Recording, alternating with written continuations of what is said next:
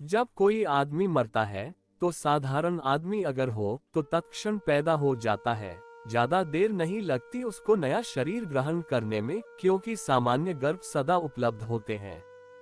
जब कोई असाधारण आदमी मरता है, कोई महापुरुष या कोई महापापी, तब उसको जन्म लेने में काफी समय लग जाता है, क्योंकि उसके योग्य गर्भ तत्काल रेडीमेड नहीं होते हैं, कभी कभी निर्मित होते हैं। जैसे हिटलर मर जाए तो सैकड़ों वर्ष लग जाएंगे उसको माँ बाप खोजने में। उसके योग्य गर्भ पाने के लिए उसको प्रतीक्षा करनी पड़ेगी। इस प्रतीक्षा के क्षण में वह प्रेत होगा। कोई ज्ञानी मर जाए और अभी उस जगह न पहुंचा हो जहां से फिर जन्म नहीं होता, तो उसको भी प्रतीक्षा करनी पड़ेगी सैकड़ों वर्ष, तभी उसके योग्य गर्भ मिल सकेगा। नीचे के छोर पर और ऊपर के छोर पर प्रतीक्षा करनी होती है। जो लोग ऊपर के छोरी पर प्रतीक्षा करते हैं उनको हम देव कहते रहे हैं। जो नीचे के छोर पर प्रतीक्षा करते रहते हैं उनको हम प्रेत कहते रहे हैं। दोनों छोर पर प्रतीक्षा करती हुई आत्माएं हैं जिनको अभी गर्भ लेना है। देव स्वभावतः आनंदित होते हैं किसी की सहायता करने में। प्रेत आनंदित होते हैं किसी को भ्रष्ट करने में, पथ से हटाने में। ये दोनों आत्माएं आपके आसपास काम कर रही हैं। यह सूत्र कहता है कि प्रसन्न रह और ध्यान रख कि अगर तू उदास हुआ तो तेरे आसपास ऐसी लामयी आत्माएं हैं जो उदासी के क्षण में तुझे पकड़ ले सकती हैं और तुझसे ऐसे काम करवा सकती हैं जो तूने स्वयं खुद कभी न किए होते। आपको कई बार ऐसा लगता है कि यह काम मैं नहीं करना चाहता था, फिर भी किया। यह मेरी मर्जी न थी, तय भी किया था कि नहीं करूंगा, फिर भी किया। और कई बार ऐसा भी होता है कि आप कोई अच्छा काम करना बिल्कुल पक्का कर लेते हैं और फिर ऐन वक्त पर बदल जाते हैं। एक महिला कल सांझ मेरे पास पहुंची, रो रही थी, बहुत भाव में थी, संन्यास लेना था। मैंने उससे कहा कल दोपहर। आज वह पहुंची। वह बोली कि मैं महीने भर से तैयार हूँ संन्यास लेने को, और कल तो बहुत भाव में थी, लेकिन जैसे ही आपने कहा कल आकर ले लेना, न मालूम क्या हुआ, मेरा भाव ही चला गया। मुझे संन्यास अब नहीं लेना है। और रो रही है अभी भी, और कह रही है कि मैं लेना चाहती हूँ और लेने की बहुत तैयारी है और बहुत दिन से प्रतीक्षा है, और पता नहीं क्या हो गया है, मेरे भीतर की अब हिम्मत ही नहीं जुट रही है लेने की।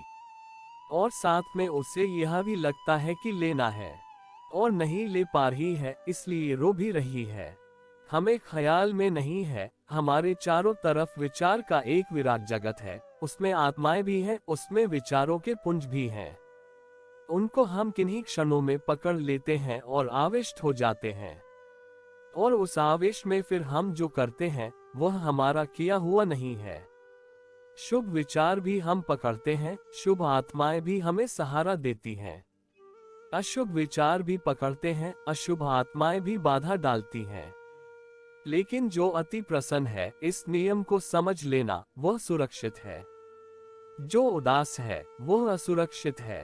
उदासी के क्षण में उपद्रवी आत्माएं, उपद्रवी विचार पकड़ लेते हैं। प्रसन्नता और आनंद के अहोभाव में जो श्रेष्ठ है उससे संबंध जुड़ता है। जो सदा आनंदित रहने की कोशिश करे, उसे इस जगत की जितनी दिव्य शक्तियां हैं उन सभी का सहयोग मिल जाता है। जो सदा उदास बना रहे, इस जगत में जो भी मूर्तापूर्ण है, जो भी भारी वजनी और पथरीला है, सबका उसके साथ सत्संग हो जाता है।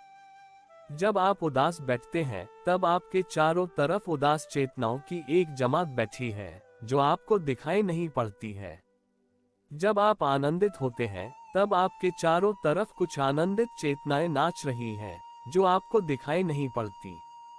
आप अपने आसपास एक वर्तुल निर्मित कर रहे हैं। ध्यान रहे, साधक सदा प्रसन्न रहे, न हो परिस्थिति प्रसन्न होने की तो भी कोई कारण खोज ले और प्रसन्न रहे। प्रसन्नता को सूत्र बना ले। दृढ़ बन। अब तू मध्य द्वार के निकट आ रहा है, जो क्लेश का भी द्वार है, जिसमें 10,000 नागपाश हैं। अब तू करीब आ रहा है यात्रा के मध्य बिंदु पर, और मध्य बिंदु आखिरी बिंदु है। अगर तू उस पार हो गया तो दूसरे छोर पर जाना आसान हो जाएगा।